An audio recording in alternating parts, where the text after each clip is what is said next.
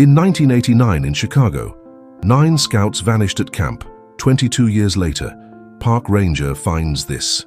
Park ranger William Hayes pulled his truck to a stop beside the overgrown trail marker. 22 years of service at Forest Glen Preserve had taught him to notice things others missed.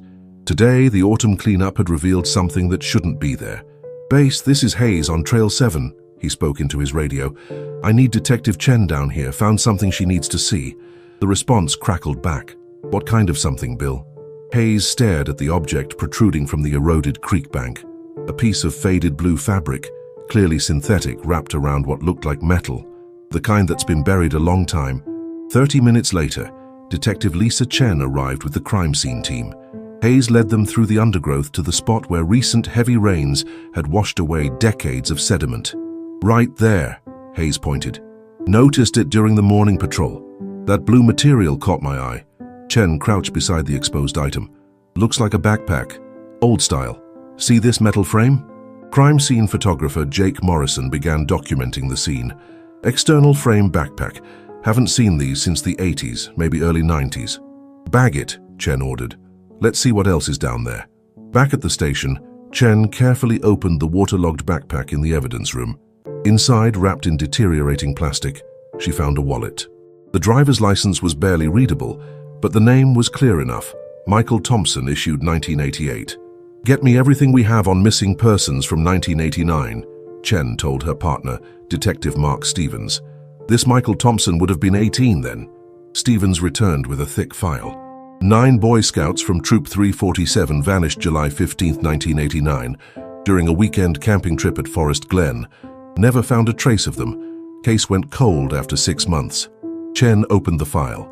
Michael Thompson was one of them, along with David Rodriguez, Stephen Anderson, Christopher Wilson, Matthew Johnson, Daniel Brown, Robert Davis, James Miller, and Anthony Garcia, all 18 years old.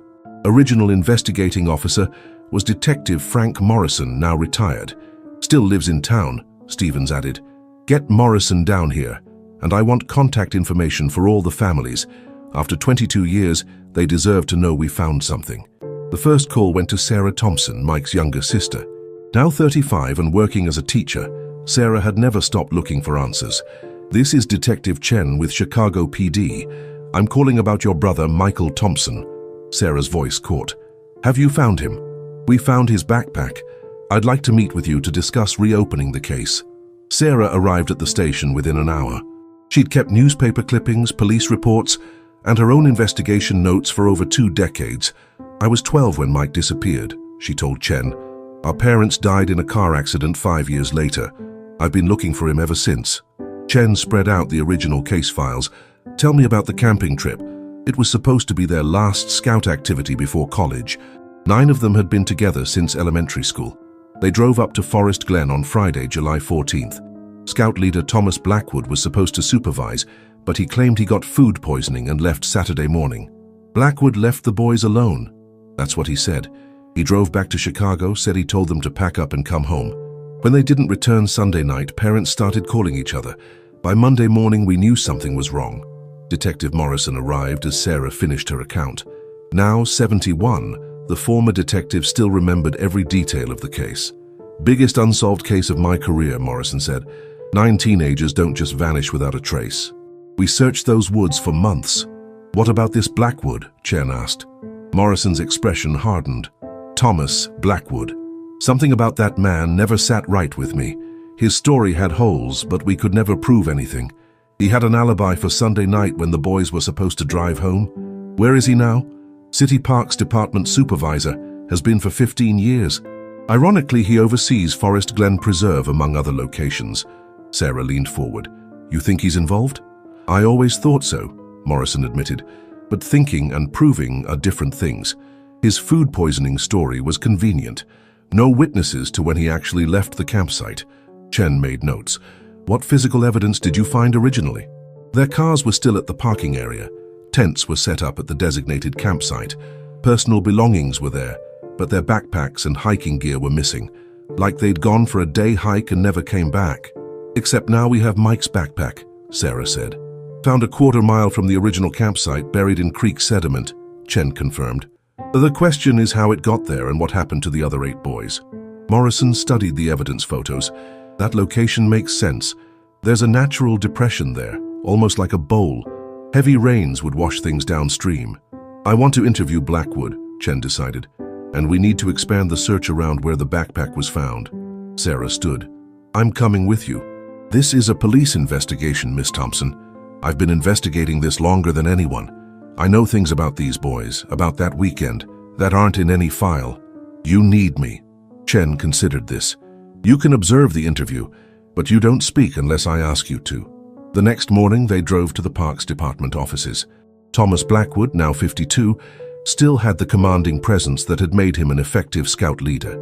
His office walls were covered with certificates and photos from various community events. Detective Chen, what can I do for you? We're reopening the investigation into the missing scouts from 1989, 9 boys from your troop.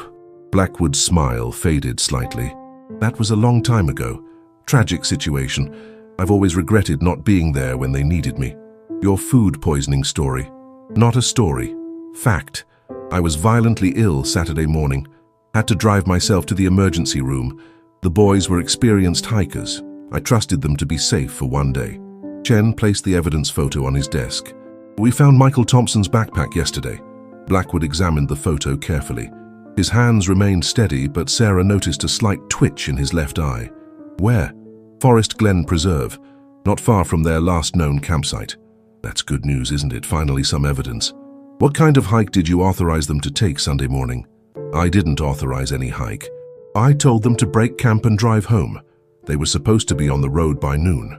Chen made notes, but their cars were still there Sunday night, which is why I was so shocked when the parents called me.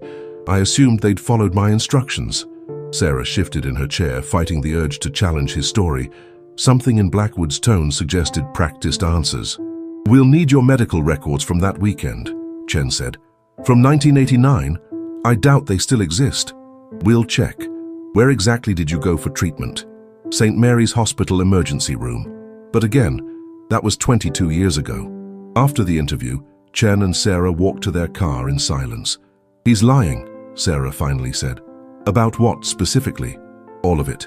Mike never mentioned Blackwood being sick, and they wouldn't have gone hiking without telling someone. These boys were responsible. They'd been scouts for years. We need evidence, not suspicions. Then let's find it.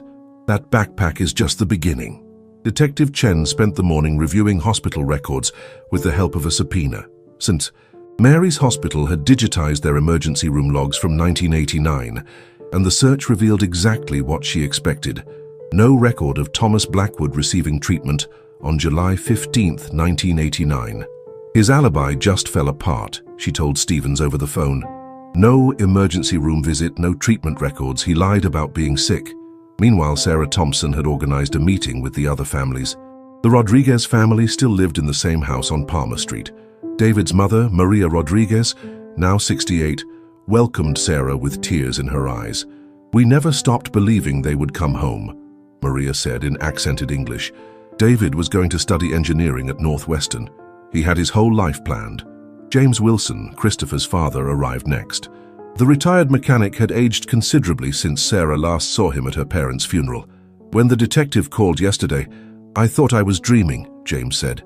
After all these years, to think there might be answers. One by one, they gathered in Maria's living room. The parents who remained, the siblings who had grown up with this mystery defining their lives. Daniel Brown's sister, Patricia, now a nurse. Matthew Johnson's twin brother, Mark, who had become a private investigator partially inspired by his brother's disappearance. The police found Michael's backpack, Sarah began, and they discovered that Thomas Blackwood lied about being sick that weekend.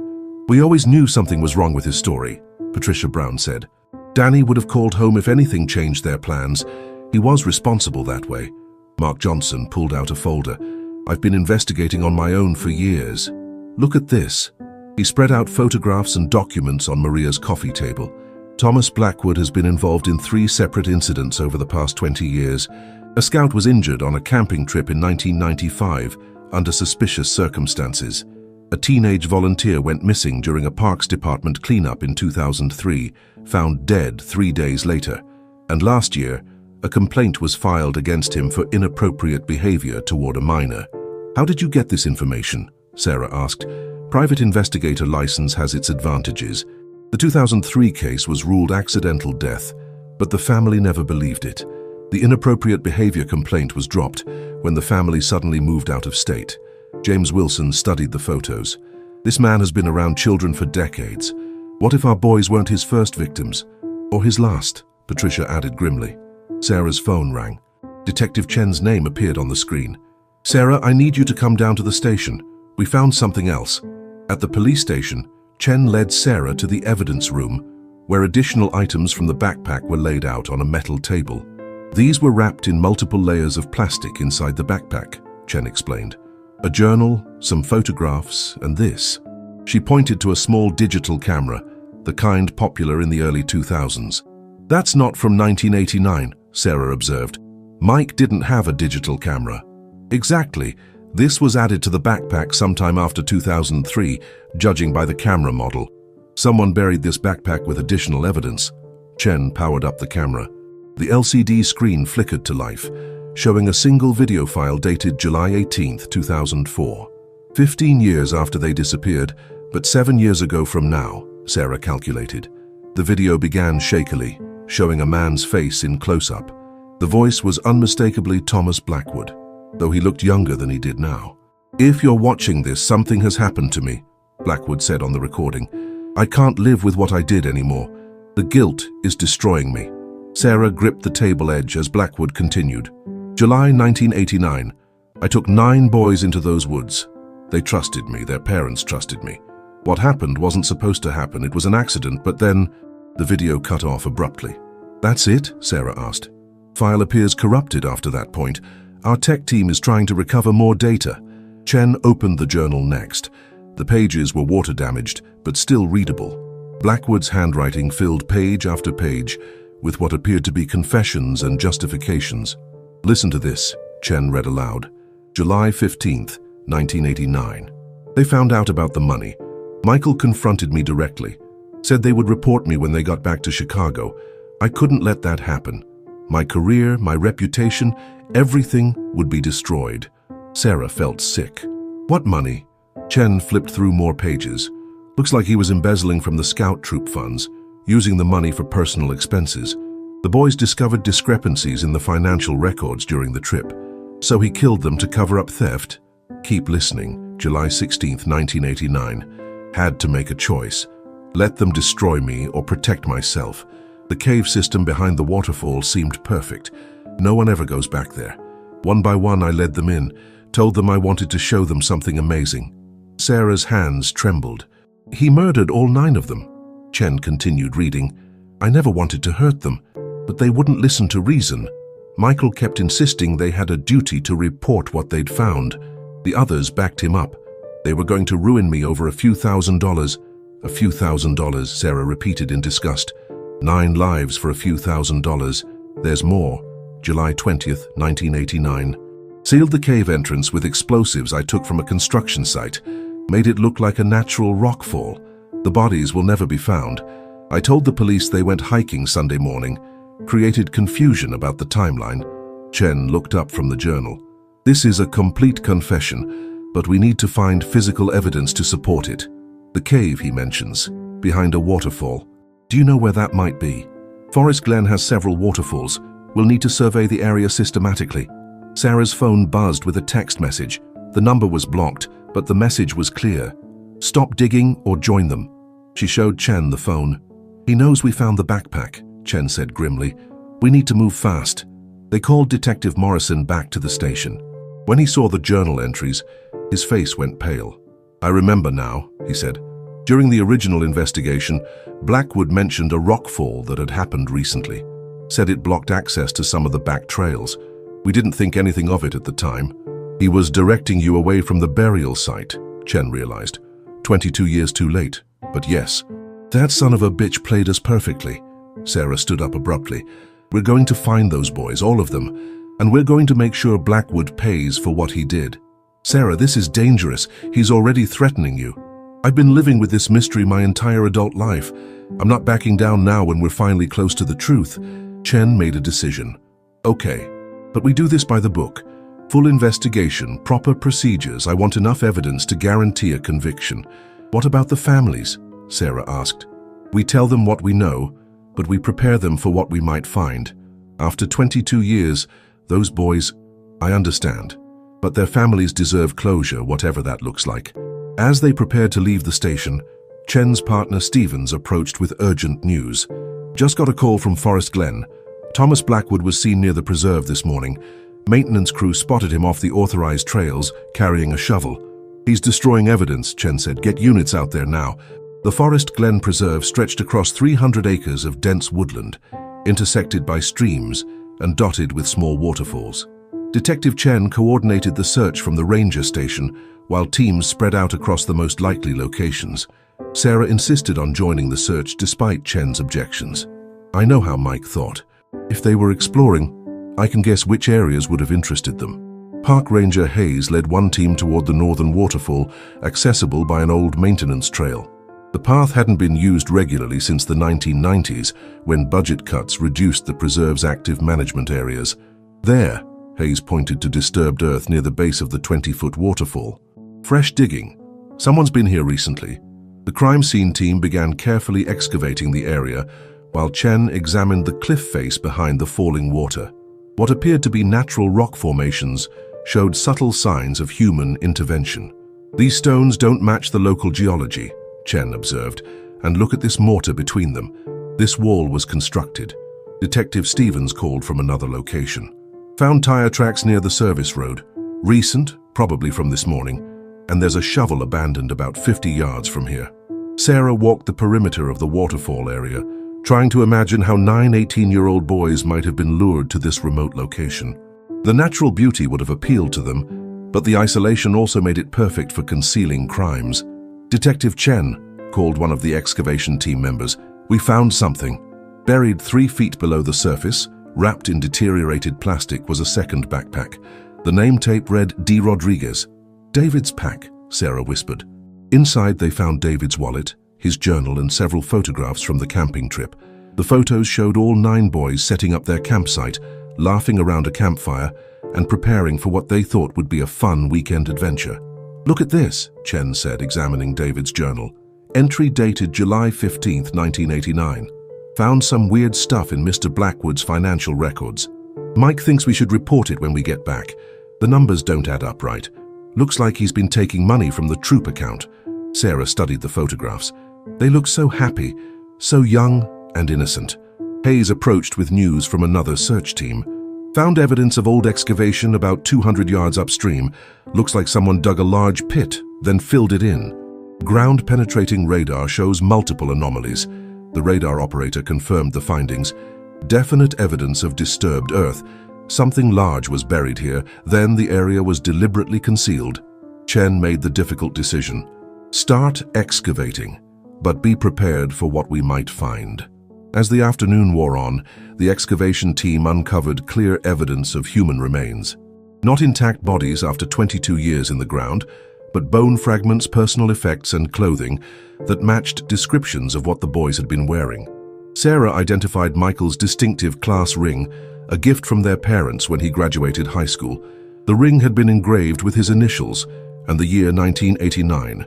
We need to call the families, Chen said quietly. They should know before this gets out to the media.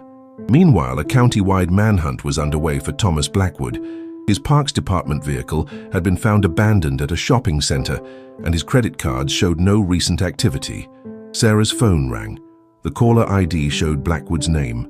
Answer it, Chen instructed, quickly signaling for the call to be traced. Hello, Sarah. Blackwood's voice was calm, almost conversational. I understand you've been busy today. Where are you, Tom? Somewhere safe. Somewhere I can think about what to do next.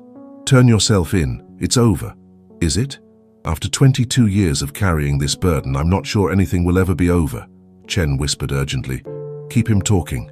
Why did you do it? Sarah asked. They were just kids. They trusted you. They were going to destroy my life over money I fully intended to pay back. I had gambling debts. My wife had medical bills.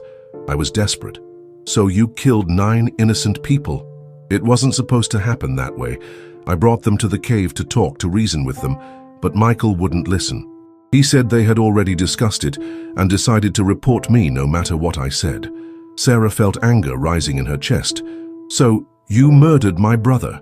I panicked, pushed him during the argument. He fell and hit his head on the rock wall. When the others saw what happened, they became hysterical.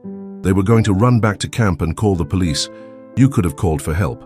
Mike might have survived. I couldn't think clearly. I was terrified of going to prison, losing everything, so The line went dead. Chen's radio crackled with news from the trace team. Call originated from the Forest Glen area. He's still nearby. "All units converge on the preserve," Chen ordered. "He's coming back to finish what he started." As evening approached, the excavation team had recovered personal effects from all 9 missing scouts: Michael Thompson, David Rodriguez, Stephen Anderson, Christopher Wilson, Matthew Johnson, Daniel Brown, Robert Davis, James Miller, and Anthony Garcia. 9 families would finally have answers and hopefully some measure of closure. Sarah stood at the edge of the burial site as the remains were carefully catalogued and prepared for transport to the medical examiner's office. 22 years they've been here, she said to Chen. 22 years of wondering, of hoping they might still be alive somewhere. At least now their families will know the truth. A commotion near the parking area interrupted their conversation. Thomas Blackwood had returned to the preserve, driving a stolen pickup truck. He parked near the ranger station and walked calmly toward the excavation site, his hands clearly visible. "I'm here to surrender," he announced to the officers who immediately surrounded him. "I'm tired of running."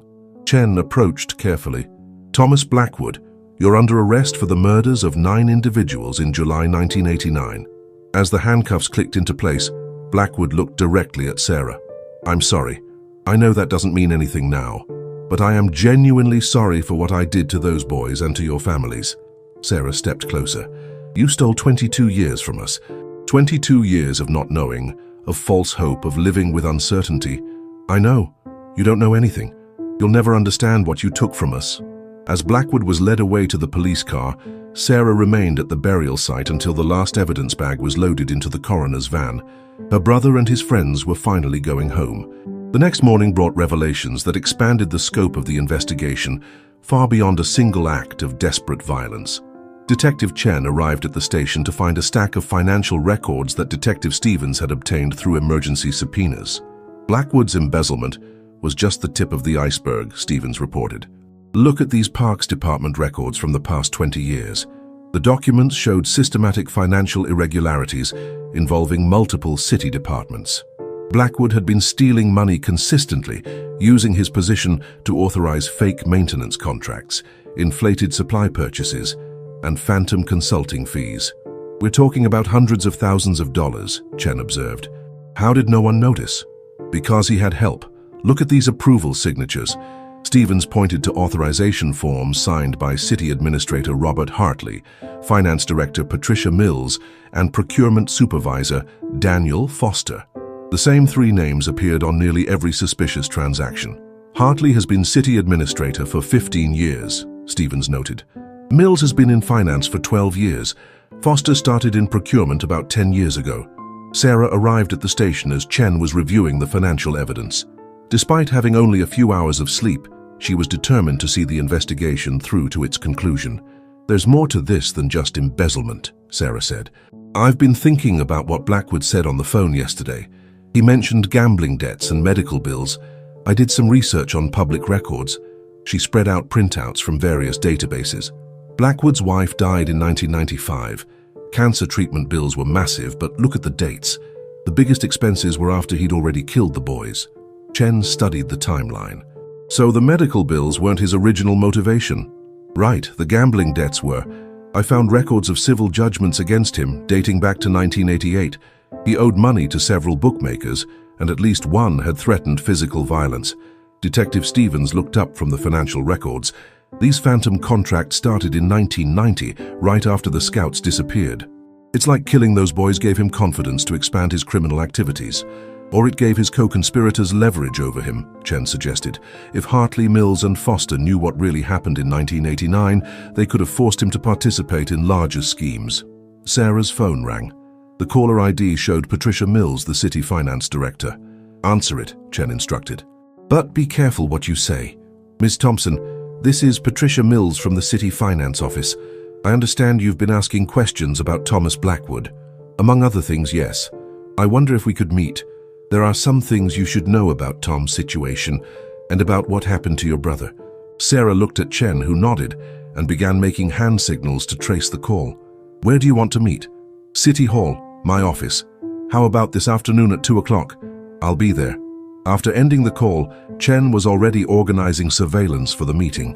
This could be an attempt to intimidate you, or it could be someone else wanting to confess. Either way, you're not going in there alone. At 1:30, Sarah walked into City Hall wearing a concealed recording device and knowing that Detective Chen was monitoring from a nearby office. Patricia Mills, a well-dressed woman in her 40s, greeted her nervously. "Thank you for coming, Ms. Thompson. Please sit down." Mills's office was decorated with civic awards and photographs from various city events. On her desk was a family photo showing her with 2 teenage children. "I know why you're here," Mills began. "The discovery of your brother's remains has brought up some very difficult memories. What do you know about what happened to Mike and his friends?" Mills walked to her office door and locked it. "More than I should, and less than I wish I knew." She returned to her desk and opened a locked drawer, removing a manila folder. In 1991, 2 years after the boys disappeared, Tom Blackwood approached me with a proposition. He said he knew I had been falsifying some expense reports to cover my mother's nursing home costs. He offered to help me hide the discrepancies in exchange for my assistance with some financial arrangements. Sarah leaned forward. "What kind of arrangements?" "At first, just small things, approving invoices from companies that didn't exist, authorizing payments for services never rendered. The amounts were relatively small, and I convinced myself I was just helping a colleague who was struggling financially." "When did you learn what he had really done?" Mills opened the folder and removed several documents. "Christmas 1995. Tom's wife had just died and he was drinking heavily. He came to my house late one night and told me everything. About the boys, about the cave, about covering it up for 6 years. Why didn't you report him?" "Because by then I was in too deep. We all were. Tom, myself, Robert Hartley, Daniel Foster. We'd been stealing from the city for years.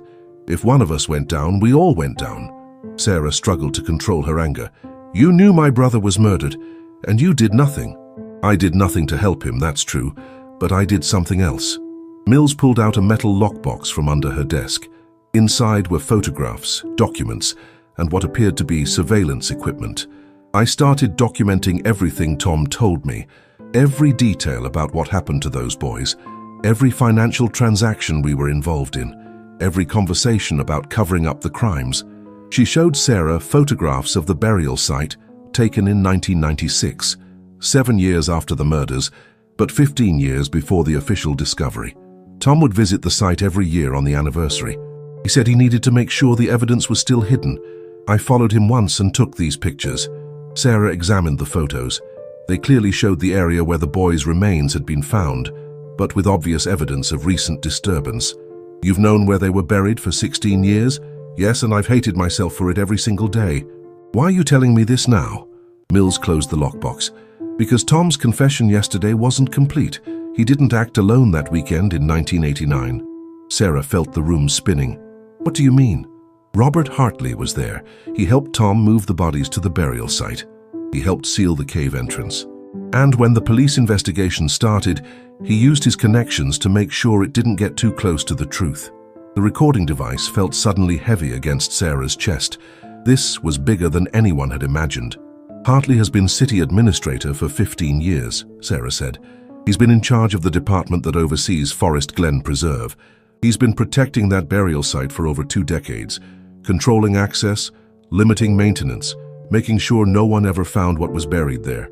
Until the recent flooding exposed Mike's backpack. Natural disasters have a way of revealing long-buried secrets." Sarah stood to leave. "Are you willing to testify to all of this?" "I am. But there's something else you need to know. Tom and Robert weren't finished killing in 1989. Mills retrieved another folder from her locked drawer. The teenage volunteer who died in 2003 during a Parks Department cleanup. It wasn't an accident. He'd discovered some of our financial irregularities and was asking questions. They killed him too. Made it look like he fell from a cliff. Just like they made your brother's murder look like a disappearance. Sarah felt overwhelmed by the scope of the conspiracy. "How many others?" I don't know for certain, but over the past 20 years, several people who might have discovered our activities have died under suspicious circumstances. As Sarah prepared to leave Mills's office, the finance director made one final revelation. There's someone else you need to know about, someone who's been helping us cover up the financial crimes and the murders. Who? Detective Frank Morrison, the original investigating officer on your brother's case. Sarah felt like she'd been punched in the stomach. Morrison, the retired detective who'd been helping with the current investigation, had been corrupt all along. He made sure the 1989 investigation never got too close to the truth, and he's the one who's been warning us about your current investigation. Sarah realized that Morrison had known exactly where to look for additional evidence because he'd helped hide it in the first place. Detective Chen needs to know about this immediately. Be careful who you trust, Ms. Thompson. This conspiracy has deep roots in city government and law enforcement. Sarah left City Hall feeling like she was walking through a nightmare. Everyone she had trusted, everyone who had helped with the investigation, might be compromised. She drove directly to the police station, but instead of going to Detective Chen's office, she called from the parking lot. Chen, I need to meet you somewhere private, away from the station. What's wrong? I can't explain over the phone. Meet me at the Riverside Diner on North Avenue. Come alone. 30 minutes later, Chen found Sarah in a corner booth, looking shaken. Sarah quickly explained what she had learned from Patricia Mills, including the allegation that Detective Morrison was part of the conspiracy. Morrison helped cover up the original investigation? Chen processed the information carefully. That would explain why the case went cold so quickly. Mills says there have been other murders over the years. Anyone who got too close to discovering the financial crimes or the 1989 murders was eliminated. Chen thought about the implications. If Morrison is corrupt, then he knows about our current investigation. He's been in on our planning sessions, seen our evidence, met with the families, which means Blackwood and his conspirators have known every move we've made. We need to be very careful about who we trust going forward, and we need to protect you. If they've killed to cover this up before, they won't hesitate to do it again. Sarah's phone buzzed with a text message from an unknown number. Stop now, or you'll join your brother. Chen saw the message and immediately began making calls to arrange protective custody for Sarah and surveillance on the other family members. I'm putting you in a safe house until we can sort this out. No, I'm not hiding. We're too close to the truth. Sarah, these people have been killing for over 20 years to protect their secret. They won't stop now. Then we need to move faster than they can react. Chen made a decision. I'm bringing in federal agents. This involves multiple murders, conspiracy, and corruption of public officials. The FBI needs to take over. What about Morrison? He'll know if you contact other law enforcement. I have a contact at the FBI field office, who I trust completely. Someone Morrison has never met and wouldn't know to corrupt. Agent Jennifer Walsh arrived at the diner 2 hours later. A 20-year veteran of the FBI's Public Corruption Unit, she had extensive experience with conspiracies involving local government officials. Based on what you've told me, we're looking at a criminal organization that has been operating for over 2 decades, Walsh said. This goes far beyond the original murders. She spread out an organizational chart. Thomas Blackwood was the triggerman, but Robert Hartley appears to be the leader. As city administrator, he had access to all municipal operations and the authority to control information flow. What about Morrison? Sarah asked. Retired cops often maintain contacts within active law enforcement. He could have been feeding information to the conspiracy for years, not just about this case, but about other investigations that might threaten them. Agent Walsh outlined the federal investigation plan. We'll coordinate simultaneous arrests of all known conspirators, but first, we need additional evidence to support the charges. Mills said she has been documenting everything for years, Chen reported. Photos, financial records, recorded conversations. We'll need to approach her very carefully. If the conspirators suspect she's cooperating, they might eliminate her before she can testify. Sarah volunteered to make contact with Mills again. She trusts me. I can convince her to turn over the evidence. Too dangerous, Walsh decided. These people have already threatened you directly, which means they're scared. We're close enough to expose them, and they know it. Agent Walsh agreed to let Sarah make one more contact with Mills, but with extensive FBI surveillance and backup. The meeting was scheduled for the following morning at a public location where agents could provide immediate protection. That evening, Sarah met with the other families to update them on the investigation's expansion. The Rodriguez family living room was again filled with parents and siblings who had spent over 2 decades seeking answers. The people who killed our children have been living free, working in positions of authority for 22 years, Maria Rodriguez said in disbelief. Mark Johnson, the private investigator, had been tracking some of the same connections independently. I found 3 other suspicious deaths since 2003, all young people who had been asking questions about city finances or Parks Department operations. They've been serial killers, Patricia Brown realized, using their government positions to cover up murder. Sarah's phone rang. The caller ID showed Detective Morrison's name. "Don't answer it," Agent Walsh advised over the phone. "He's probably trying to determine how much you know." But Sarah answered anyway. "Hello, Frank." "Sarah, I hear you've been having some interesting meetings today. I think we need to talk." "About what?" "About being careful who you trust. There are people in this investigation who aren't what they seem." "Like who?" "Meet me at Forest Glen tonight, 10 o'clock at the ranger station. I'll explain everything." The line went dead. Agent Walsh was monitoring the call. "It's a trap. He's trying to isolate you. Or he's ready to confess and wants to do it privately. Either way, you're not going alone. I'll wear a wire, and you can have agents positioned nearby. But this might be our chance to get a confession from the inside." Despite Walsh's objections, they agreed to the meeting. Sarah would be heavily monitored with FBI agents positioned throughout the preserve and immediate backup available. At 9:45 that night, Sarah parked at the Forest Glen Ranger Station. The preserve was closed to the public after dark, creating an isolated and potentially dangerous environment. Morrison was waiting by his car, looking older and more tired than she'd ever seen him. "Thank you for coming, Sarah. I wasn't sure you would. What did you want to tell me?" Morrison looked around nervously. "Not here. Too exposed. Let's walk to the waterfall where you found the boys." They walked in silence along the dark trail, Sarah's heart pounding as she wondered whether Morrison was leading her to safety or to her death. At the burial site, Morrison stopped and turned to face her. "I've been a cop for 45 years, Sarah. Seen a lot of things, done a lot of things, but what happened to your brother and his friends, that's something I'll never forgive myself for." "You helped cover it up." "I helped solve it. Just not the way you think." Sarah was confused. "What do you mean?" Morrison pulled out a small recording device and set it on a nearby rock. "Everything I'm about to tell you is being recorded. Consider it my confession and my testimony." Morrison's confession began with events Sarah had never suspected. July 1989. "I wasn't just the investigating detective assigned to your brother's case.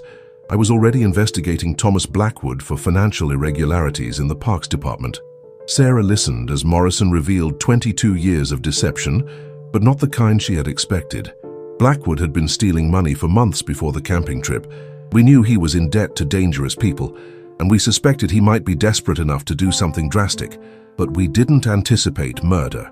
"We? FBI Task Force on Municipal Corruption. I was working undercover, investigating a network of city officials who had been embezzling federal grant money intended for park improvements." Morrison's story contradicted everything Sarah had been told. Robert Hartley wasn't Blackwood's partner in the murders. He was our informant. He'd been helping us document the financial crimes for months. "Then why didn't you prevent the boys from being killed?" "Because we didn't know Blackwood was planning to kill them. We thought he might try to intimidate them or bribe them to keep quiet about what they'd discovered. Murder seemed beyond his capabilities." Morrison pulled out a folder he'd been carrying. July 15th, 1989. "Hartley called me at 11 p.m., hysterical. Said Blackwood had just contacted him, claiming there had been an accident and he needed help moving some equipment." Equipment? Bodies. Blackwood told Hartley that one of the boys had fallen and died, and he needed help disposing of the evidence to avoid being blamed for negligence. Sarah felt sick as Morrison continued. Hartley agreed to help, thinking he was covering up an accident. But when he got to the preserve and saw 9 bodies, he realized what had actually happened. Blackwood had murdered all of them, systematically, one by one, made each boy believe he was just taking them to see something interesting in the cave system. By the time they realized what was happening, it was too late to run or fight back. Morrison showed Sarah photographs taken secretly by Hartley in 1989. The images were disturbing, but provided clear evidence of the crime scene. Hartley documented everything while pretending to help Blackwood. These photos, plus his testimony, should have been enough to convict Blackwood immediately. So why wasn't he arrested? Because 3 days after the murders, Blackwood figured out that Hartley was working with law enforcement. He threatened to claim that Hartley had been an active participant in the killings unless Hartley helped him create an alibi. Sarah was struggling to process the complex web of truth and deception. So Hartley was actually trying to solve the case, not cover it up. Right. But Blackwood was smart enough to make himself indispensable to Hartley's safety. If one of them went down, both would go down. Morrison revealed more documents. For 22 years, Hartley has been helping us monitor Blackwood while building a case against the larger corruption network. Every financial transaction, every conversation, every move Blackwood made was documented. Then why wait so long? Why not arrest him years ago? Because Blackwood wasn't working alone in the financial crimes. He was part of a larger network involving federal officials, state legislators, and organized crime figures. Arresting him too early would have allowed the bigger criminals to escape. Sarah thought about Patricia Mills's confession earlier that day. What about Mills and Foster? Were they part of the network or were they victims like Hartley? Mills was definitely a victim. Blackwood discovered her small-scale embezzlement and blackmailed her into participating in the larger scheme. Foster was recruited the same way. And the other murders over the years, Morrison's expression grew dark. Those were real. Blackwood killed at least 4 other people between 1989 and 2011 to protect the conspiracy. Each time he made it look like an accident. Why didn't you stop him? We tried. But proving murder when the deaths look accidental is nearly impossible. We needed concrete evidence of his involvement, which required letting him think he was getting away with it. Sarah realized that Morrison had been playing an incredibly complex and dangerous game for over 2 decades. You've been protecting the families while building a case against Blackwood and against the federal officials who were really in charge of the conspiracy. Blackwood was just a local operative in a multi-state organized crime network. Morrison showed her organizational charts that mapped connections between local embezzlement and federal crimes. Your brother and his friends discovered something that could have exposed a criminal network stealing millions of dollars in federal money across multiple states. The financial records they found at the campsite. Blackwood was keeping detailed records of every transaction because he was paranoid about being cheated by his superiors. Those records would have revealed the entire network if the boys had been allowed to report what they found. Sarah understood now why the case had remained unsolved for so long. You couldn't solve the local murders without compromising the federal investigation. Exactly.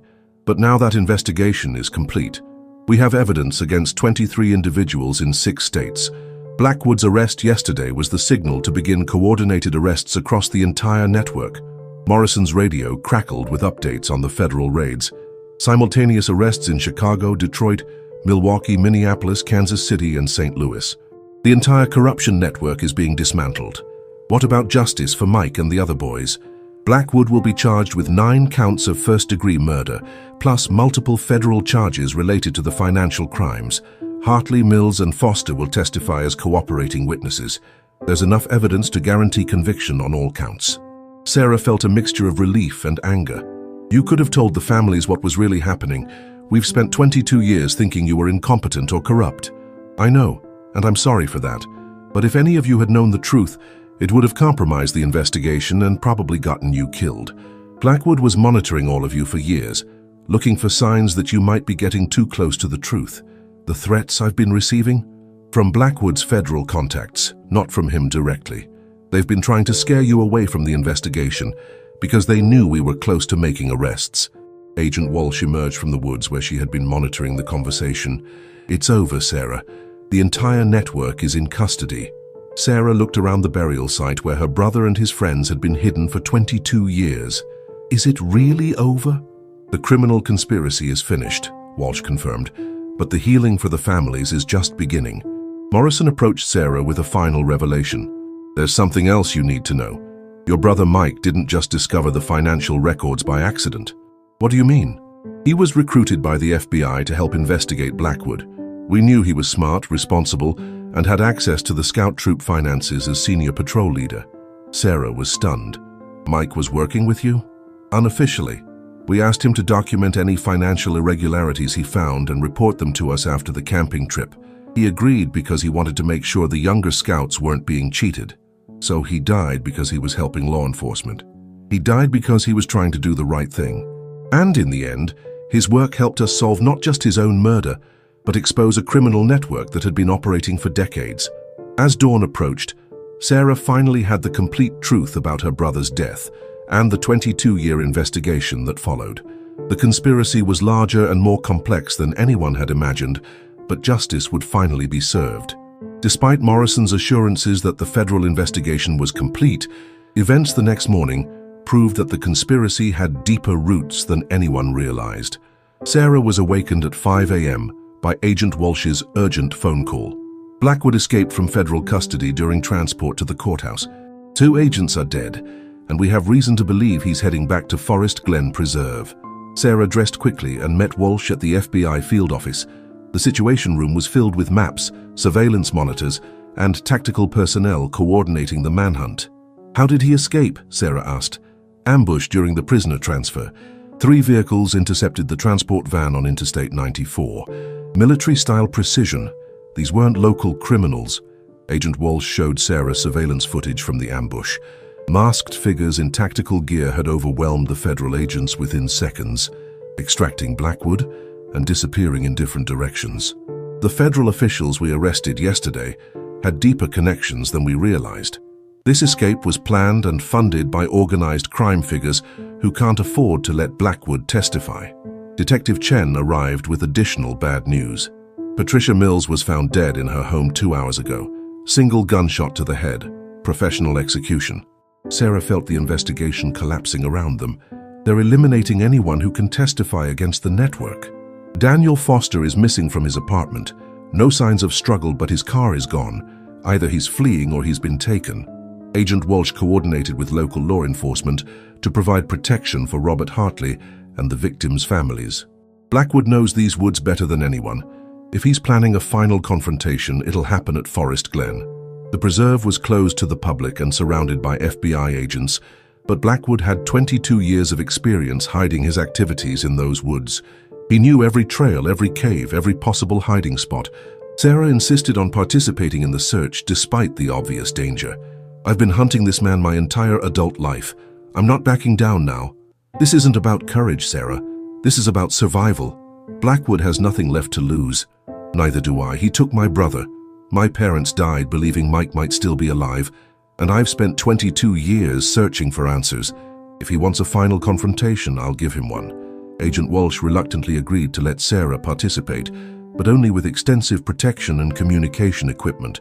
Teams of agents would sweep the preserve systematically, while Sarah served as a consultant on locations that might appeal to Blackwood. The search began at the burial site where the boys' remains had been found. Fresh footprints in the mud indicated recent activity, and crime scene technicians found evidence that someone had been digging in the area. "He's trying to destroy remaining evidence," Chen observed. "Or he's looking for something he buried here." Sarah studied the excavation patterns. Morrison said Blackwood kept detailed records of all his crimes. Maybe he buried additional evidence here and is trying to retrieve it. Ranger Hayes led one search team toward the cave system behind the waterfall.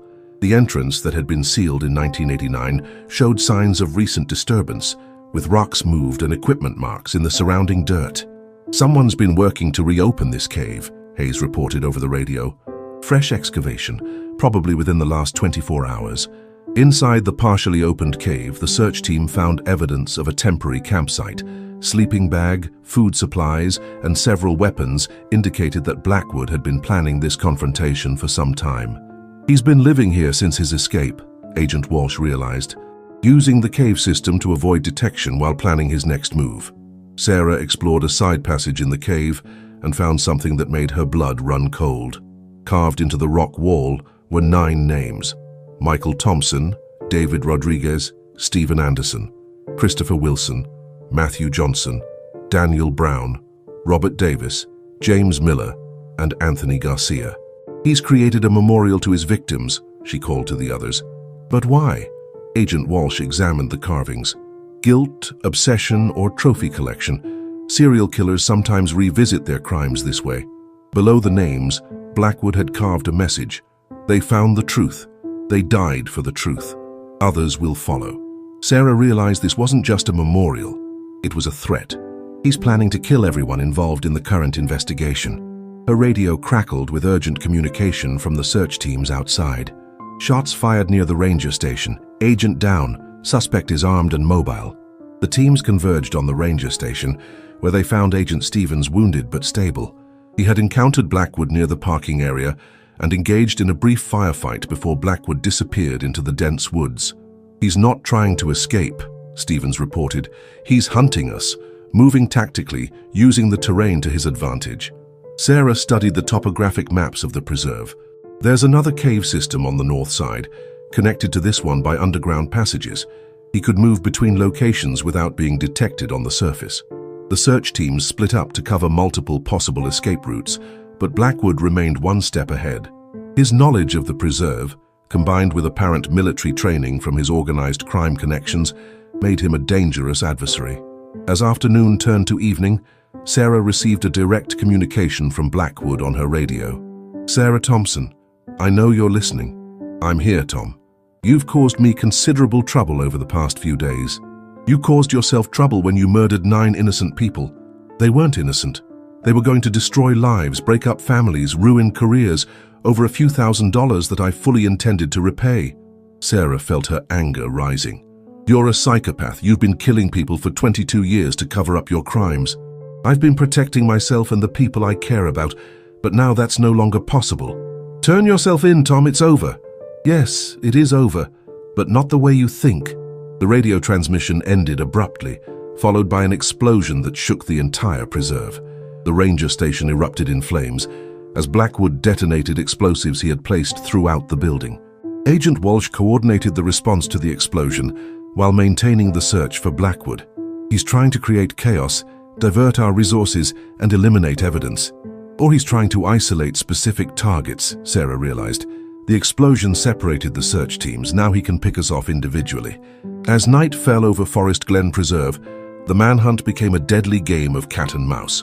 Blackwood had transformed the site of his original crimes into a battlefield where he intended to eliminate anyone who could testify against him. Sarah found herself separated from the main search teams, equipped only with a radio, a flashlight, and her determination to finally bring her brother's killer to justice. Sarah moved carefully through the dark woods, using her flashlight sparingly to avoid revealing her location. The explosion at the ranger station had created enough chaos for Blackwood to separate the search teams, and radio communication was sporadic due to the preserve's terrain. She reached the original burial site where her brother's remains had been found. Something drew her back to this location, a feeling that the final confrontation would happen where the crimes had begun. Her instinct proved correct. Thomas Blackwood was waiting for her, sitting calmly on a fallen log near the excavated area. He appeared relaxed, almost peaceful, despite being the target of a massive manhunt. "Hello, Sarah. I thought you might come here." "It's over, Tom. You're surrounded." "Am I? Look around. Do you see any backup? Hear any radio chatter?" Sarah realized she was alone with a serial killer in the middle of a dark forest.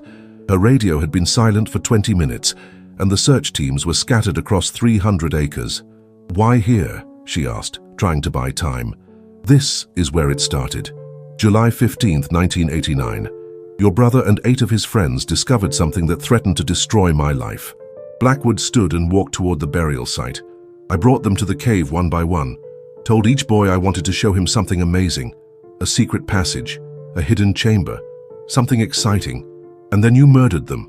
I defended myself. Your brother was the first. He confronted me about the money, said they had already decided to report me regardless of any explanation I might offer." Sarah stepped closer, keeping her distance, but trying to understand the psychology of her brother's killer. "So you killed him?" "I pushed him during an argument. He fell and struck his head on the cave wall. The blow killed him instantly. That might have been an accident, but the other 8 boys witnessed a murder. They were hysterical, screaming, threatening to run back to camp and call the police." Blackwood's voice remained calm, as if he were discussing ordinary events rather than describing multiple murders. "I couldn't let them report what they had seen. My career would be over, my family would be destroyed, and I would spend the rest of my life in prison for an accident. So you systematically murdered 8 more people." "I protected myself using the tools available. The cave system provided an ideal location for disposal, and my position with the Parks Department gave me access to equipment for concealing the evidence." Sarah tried to activate her radio without Blackwood noticing, but he was watching her carefully. "Don't bother calling for help. I've been monitoring their communications. Agent Walsh and her team are searching the north section of the preserve. Detective Chen is investigating the explosion at the ranger station. We have at least 30 minutes before anyone thinks to look for you here. What do you want from me? I want you to understand what really happened. Not the version they'll tell at my trial, not the story that will appear in newspapers. The truth. Blackwood pulled out a small recording device similar to the one Morrison had used the night before. Your brother died because he was morally inflexible. He couldn't accept that sometimes good people make mistakes and deserve second chances. Stealing money wasn't a mistake. It was a choice made under desperate circumstances. I owed dangerous people significant money. My wife's medical bills were bankrupting us. I needed a temporary loan from the troop account which I fully intended to repay within 6 months. By stealing more money, by finding alternative sources of income, the Parks Department position came with opportunities for consulting work, equipment sales, and other legitimate revenue streams. Sarah realized that Blackwood had constructed an elaborate justification for his crimes over the past 22 years. In his mind, he was the victim of circumstances rather than the perpetrator of multiple murders. What about the people you killed after 1989? Were they all morally inflexible too? They were threats to the safety and security of people I cared about. Patricia Mills had 2 children who depended on her income. Daniel Foster was supporting his elderly parents. Robert Hartley had a family business that employed 12 people. So you killed innocent people to protect your co-conspirators. I eliminated threats to the welfare of multiple families. Sometimes individual sacrifice is necessary for the greater good.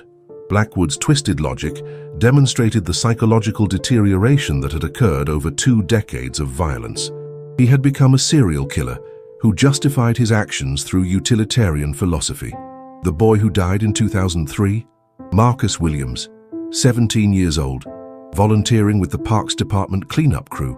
He found financial records in a storage shed that would have exposed our activities. You murdered a 17-year-old boy. I prevented the destruction of multiple families and legitimate city services that depended on our continued freedom.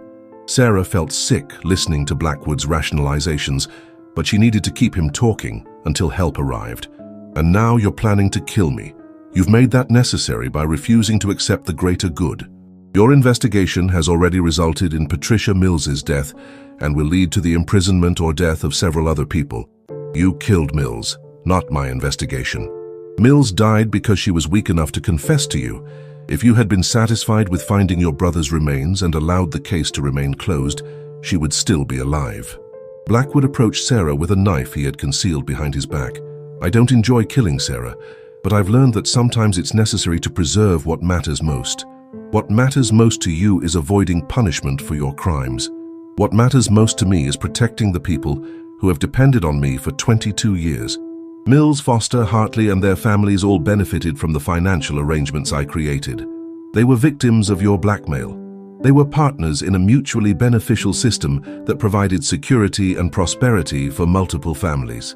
As Blackwood moved closer with the knife, Sarah's radio suddenly crackled with Agent Walsh's voice. Sarah, respond if you can hear this. We've triangulated your position and are en route to your location. Blackwood heard the transmission and realized his time was running out. It appears our conversation must end sooner than I had planned. He lunged at Sarah with the knife, but 22 years of anger and determination had prepared her for this moment. She dodged the attack and struck Blackwood with the heavy flashlight, stunning him long enough to create distance between them. This is Sarah Thompson, she radioed. I'm at the burial site with Blackwood. He's armed with a knife and trying to kill me. Agent Walsh's voice came back immediately. We're 2 minutes away. Try to maintain your position and avoid close contact. Blackwood recovered from the flashlight blow and pursued Sarah into the woods surrounding the burial site. Despite his age, he moved with the confidence of someone who knew every tree, rock, and trail in the area. Sarah ran toward the sound of approaching vehicles, using her flashlight to signal her location to the FBI teams. Behind her, she could hear Blackwood crashing through the undergrowth, determined to complete his final murder. Agent Walsh and her team arrived just as Blackwood caught up to Sarah at the edge of the preserve's main trail. The FBI agents immediately surrounded him with weapons drawn. Drop the knife, Thomas, it's over. Blackwood looked around at the agents, then at Sarah, then at the burial site where 9 young lives had ended 22 years earlier. You're right, he said quietly. "It is over." Instead of surrendering, he raised the knife toward his own throat. Agent Walsh fired a non-lethal shot that struck his arm, causing him to drop the weapon and fall to the ground. As medical personnel treated Blackwood's wound and FBI agents placed him under arrest, Sarah stood at the burial site one final time. Her brother and his friends could finally rest in peace, knowing their killer had been brought to justice. Thomas Blackwood's arrest triggered the largest municipal corruption investigation in Chicago's history. Federal agents descended on City Hall, the Parks Department, and multiple other agencies. As the scope of the 22-year conspiracy became clear, Sarah found herself at the center of a media storm that she neither wanted nor felt prepared to handle. News outlets from across the country were covering the story of 9 Boy Scouts murdered in 1989 and the decades-long cover-up that followed. "The families deserve privacy during this process," she told reporters outside the federal courthouse. "We've waited 22 years for answers. Now we need time to process what we've learned." Detective Chen coordinated with FBI agents to interview the surviving co-conspirators. Daniel Foster had been found alive, hidden in a safe house by federal agents who anticipated that organized crime figures would attempt to eliminate potential witnesses.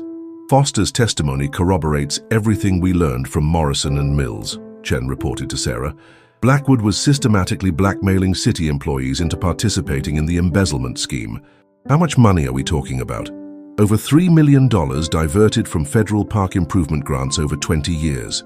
The money was laundered through fake consulting contracts and phantom maintenance agreements."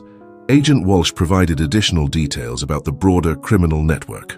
Blackwood was just one operative in a multi-state organization that was stealing federal money designated for environmental and infrastructure improvements. The people who helped him escape from custody? Professional criminals hired by the network's leadership to prevent Blackwood from testifying. "We've arrested 6 individuals in connection with the ambush, including 2 former military contractors." Sarah met with the other victims' families to discuss the ongoing legal proceedings. The Rodriguez family living room was again filled with parents and siblings, but this time they were planning memorials rather than investigations. The district attorney says Blackwood will face 9 counts of first-degree murder, plus federal charges related to the financial crimes, Maria Rodriguez reported. "Life in prison without parole is guaranteed." Mark Johnson, the private investigator, had compiled evidence linking Blackwood to 6 additional murders between 1989 and 2011. "We may never know exactly how many people he killed, but the pattern is clear. Anyone who threatened to expose the conspiracy was eliminated." "What about the families of his other victims?" Sarah asked. "They're filing civil suits against the city for failing to protect their loved ones. The wrongful death settlements will probably bankrupt several municipal departments." Patricia Brown held up newspaper clippings from 1989. "Look at these headlines. 9 scouts vanish without trace. Massive search yields no clues. Parents refuse to give up hope." "Our parents never gave up hope," Sarah said quietly. "Mine died believing Mike might still be alive somewhere." The funeral arrangements for the 9 boys presented unique challenges after 22 years. Forensic experts had recovered enough remains to provide closure for the families, but the condition of the evidence required closed casket services. Sarah worked with the other families to plan a joint memorial service that would honor all 9 boys while respecting each family's religious and cultural traditions. The service was held at St. Michael's Catholic Church, large enough to accommodate the hundreds of people who wanted to pay their respects. Michael Thompson was going to study journalism at Northwestern University, Sarah said during her eulogy. He believed in truth, justice, and holding people accountable for their actions. His investigation into Thomas Blackwood's financial crimes cost him his life, but it also set in motion the investigation that ultimately brought his killer to justice. She looked out at the packed church, seeing faces she recognized from 22 years of searching, and many she had never met before. Mike and his friends died because they refused to ignore wrongdoing. They could have kept quiet about what they discovered, gone home safely and lived normal lives, but they chose to do the right thing, even when that choice cost them everything. Detective Morrison attended the funeral despite his advanced age and declining health. His undercover work had finally resulted in justice, but the personal cost had been enormous. "I've carried the burden of those boys' deaths for 22 years, he told Sarah after the service. knowing they were buried in those woods while I pretended to be investigating their disappearance. It was the hardest thing I've ever done, but it was necessary to catch the larger criminal network. That's what I told myself every night for over 2 decades. I hope it was true. Agent Walsh provided Sarah with the final details of the federal investigation. We've identified criminal activity in 6 states involving 43 individuals. The total amount stolen from federal programs exceeds $20 million. What happens to the money that can be recovered? It will be returned to the federal programs it was stolen from, minus the costs of investigation and prosecution. Some of it will go to victim compensation funds. And the city employees who were blackmailed into participating. Prosecutorial discretion. The ones who are clearly victims of Blackwood's manipulation will receive immunity in exchange for their testimony. The ones who actively participated in the crimes will face charges. Sarah realized that the investigation had revealed the complexity of corruption and victimization. Some people, like Patricia Mills, had been forced into criminal activity through blackmail, but had also profited from it over many years. There's something else you should know, Agent Walsh added. The federal investigation has led to a complete overhaul of oversight procedures for environmental grant programs. Your brother's death has resulted in systemic changes that will prevent similar crimes. 3 months after Blackwood's arrest, Sarah received a letter from him in federal prison. Against her better judgment, she decided to read it. Ms. Thompson, the letter began. I know you will never forgive me for what I did to your brother and his friends. I don't expect forgiveness and I don't deserve it. But I want you to know that not a day has passed in 22 years without me thinking about those boys and the lives they should have lived. The letter continued with what appeared to be genuine remorse, but Sarah recognized it as another attempt at manipulation. I made choices based on fear and desperation that destroyed multiple families, including my own. If I could change what happened on July 15, 1989, I would gladly trade my life for theirs. But I can't change the past, and I will spend whatever time I have left trying to make amends for what I did. Sarah threw the letter away without finishing it. Thomas Blackwood had lost the right to communicate with his victims' families when he chose murder over accountability. The final legal proceedings stretched over 18 months, but the outcome was never in doubt. Blackwood was convicted on all charges and sentenced to 9 consecutive life terms without the possibility of parole. Justice has been served, the district attorney announced after the sentencing. This case demonstrates that no matter how long it takes, no matter how complex the conspiracy, law enforcement will never give up the pursuit of justice. Sarah disagreed with the district attorney's assessment. Justice would have been preventing the murders in the first place. Justice would have been 9 young men living full lives, getting married, having children, and contributing to society. But accountability had been achieved, and that was perhaps the best outcome possible after 22 years of unanswered questions. 2 years after Thomas Blackwood's conviction, Sarah Thompson stood once again at Forest Glen Preserve, but this time she wasn't searching for evidence or answers. She was attending the dedication of a memorial garden created to honor her brother and his 8 friends. The memorial consisted of 9 oak trees arranged in a circle, each with a bronze plaque bearing the name and photograph of one of the murdered scouts. A central stone monument listed their ages, their planned colleges, and their dreams for the future. The Michael Thompson Memorial Garden, read the inscription, dedicated to 9 young men who died because they refused to ignore injustice. The families had worked together to create a living memorial that would grow and flourish over the decades to come. Children and teenagers could visit the site to learn about the importance of moral courage and the consequences of corruption. Maria Rodriguez, now 70, placed flowers at the base of David's memorial tree. He would have been 40 now. Probably married with children of his own, Sarah had spent considerable time over the past 2 years thinking about the lives that had been stolen. Michael would have been a successful journalist, probably investigating government corruption just as he had done at age 18. The other boys had similar potential that would never be realized. Detective Chen, who had been promoted to lieutenant after the successful investigation, served as the official police representative at the memorial dedication. These 9 young men demonstrated the kind of civic responsibility that makes democracy possible, Chen said during the ceremony. They saw wrongdoing and chose to report it, despite the personal risks involved. The guest list included several unexpected attendees. Robert Hartley, who had received immunity for his cooperation with the federal investigation, came to pay his respects to the boys whose deaths he had helped conceal for over 2 decades. "I know I can never make amends for what I did," Hartley said to Sarah privately, "but I want you to know that I think about those boys every single day. I should have found a way to stop Blackwood before he killed them. You were being blackmailed and threatened. The fault belongs to Blackwood, not to his victims." Daniel Foster, who had also received immunity in exchange for his testimony, had left Chicago entirely and started a new life in Oregon. He sent a letter to be read at the memorial service. "I was a coward for 22 years, the letter read. "I let fear prevent me from speaking the truth about what happened to those boys. I hope their memorial will remind future generations that courage is the most important virtue, especially when the stakes are highest." Agent Walsh attended the ceremony to represent the FBI and to provide an update on the broader investigation. The federal task force has recovered $18 million in stolen funds, which have been returned to environmental programs across 6 states. 41 individuals have been prosecuted and convicted in connection with the conspiracy. What about the organized crime figures who ordered Blackwood's escape attempt? 12 individuals have been charged with conspiracy to murder federal agents and obstruction of justice. The trial begins next month. Sarah had been asked to speak at the memorial dedication, but she chose instead to read a statement written by her parents before their deaths in 1994. "We know our son Michael is gone, but we hope that someday his story will help other families find the answers they need.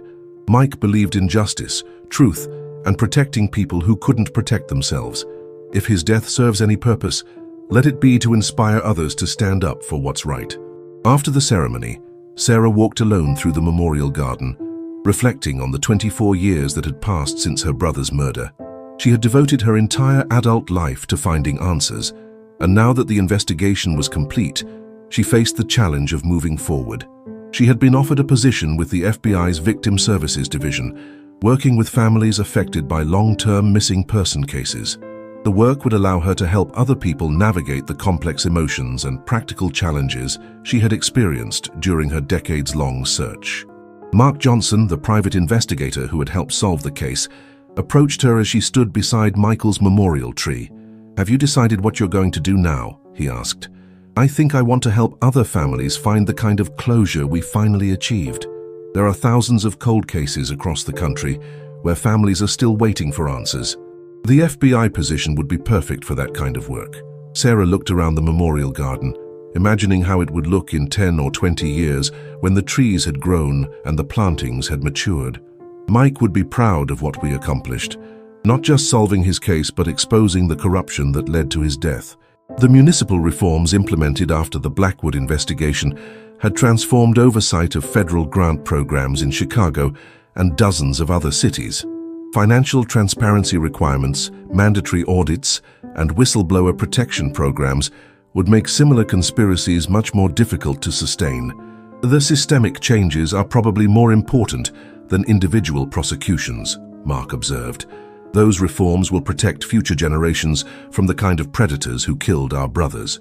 As the sun set over Forest Glen Preserve, Sarah made a final visit to the burial site where Michael's remains had been discovered. The area had been restored to its natural state, with no visible evidence of the excavations that had taken place there. She placed a single white rose at the spot where her brother's backpack had been found, the discovery that had finally broken open a 22-year conspiracy. "You did it, Mike," she said quietly. "You exposed the truth, just like you always planned to do." The investigation was over, the criminals had been prosecuted, and the memorial garden would ensure that the 9 murdered scouts would never be forgotten. But for Sarah, the end of the investigation was really the beginning of a new chapter dedicated to helping other families find the answers they deserved. Thomas Blackwood would spend the rest of his life in federal prison, but the legacy of his crimes would be the positive changes implemented to prevent similar tragedies. The boys who died because they refused to ignore corruption had ultimately achieved the justice they sought, even if it took 22 years to arrive. Sarah drove home from the memorial dedication, knowing that she had fulfilled her promise to her parents and to her brother. The truth had been revealed, justice had been served, and Michael Thompson's belief in accountability had been vindicated.